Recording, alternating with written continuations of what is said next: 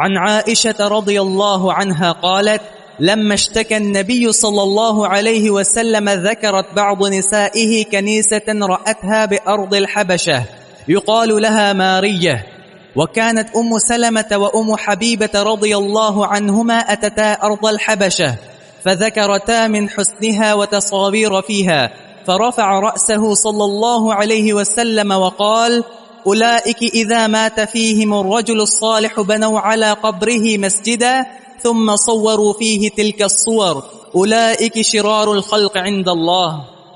یہ حدیث اس میں چند اہم اعتقادی امور کا ذکر ہے۔ سیدہ عائشہ صدیقہ رضی اللہ عنہا کی روایت سے فرماتی ہیں کہ لما اشتکى النبی صلی اللہ علیہ وسلم، جب رسول اللہ صلی اللہ علیہ وسلم بیمار تھے، اشتکا بیمار تھے، اور یہ مرض الموت کا ذکر ہے، آپ کا جو آخری مرض جس سے آپ اٹھ نہیں سکے۔ ذکرت بعض نسائہ، تو آپ کی بعض بیویوں نے ذکر کیا ایک کنیسہ کا۔ کنیسہ عیسائیوں کی عبادت گاہ، معبد النصارى، کنیسہ کا ذکر کیا۔ رأتها بأرض الحبشہ، جو حبشہ کی زمین پر دیکھا تھا۔ نبی علیہ السلام کی بیوی میں سے دو بیویاں ام سلمہ اور ام حبیبہ، یہ حبشہ کی ہجرت انہوں نے کی تھی مکہ سے حبشہ، تو وہ کنیسہ انہوں نے دیکھا تھا۔ اس کنیسے کا نام ماریہ تھا۔ وکانت ام سلمہ ام حبیبہ رضی اللہ عنہما اتتا ارض الحبشہ، اور ام سلمہ ام حبیبہ حبشہ کی زمین پر آئی تھی، یعنی ہجرت کر کے۔ فذکرتا من حسنها وتصاویر فیہا، ان دونوں نے اس کنیسہ، اس یعنی چرچ کے حسن کا ذکر کیا، بڑا وہ خوبصورت، اور اس میں تصاویر کا ذکر کیا، اس میں تصاویر معلق تھیں اور بنی ہوئی تھیں۔ یہ ذکر آپ امہات المومنین نے کیا۔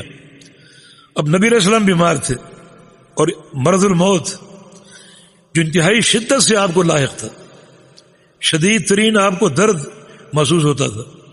آپ نے عائشہ صدیقہ سے فرمایا تھا کہ عائشہ، وہ زہر جو میں نے خیبر میں چکھ لیا تھا یہودی عورت کی دعوت میں، وہ گاہے گاہے مجھے تکلیف دیتا تھا، مگر آج اتنی تکلیف دے رہا ہے کہ لگتا ہے کہ میری شاہ رگ کٹ جائے گی اس زہر کی تکلیف سے۔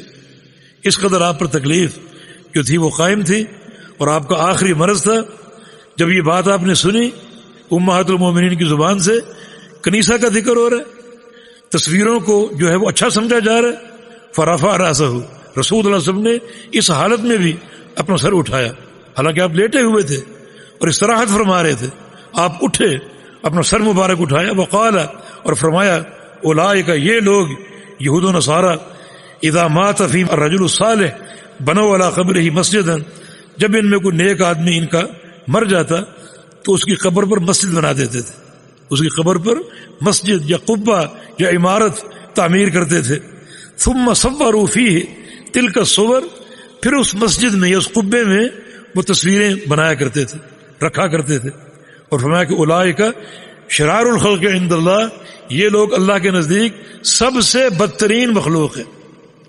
شرار شر کی جمع ہے، اور شر شریر، سب سے بدترین، شریر کی جمع، سب سے بدترین مخلوق ہے جو تصاویر جو ہیں وہ بناتے ہیں اور اپنے معابد میں، اپنی عبادت گاہوں میں لٹکاتے ہیں، یا ان کو معلق کرتے ہیں، یا ان کو سجا کر رکھتے ہیں۔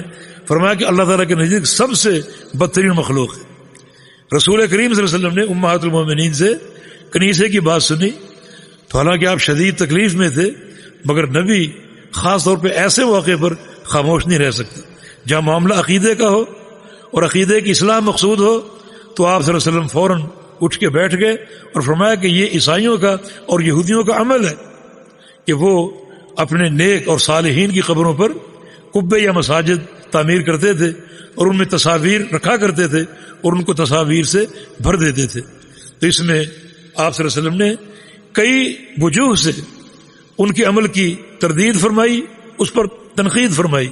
ایک، قبروں پر سجدہ گاہ بنانا، یا قبروں پر عمارتیں یا قبے بنانا، قبروں کو پختہ کرنا، یہ تمام امور ناجائز ہیں۔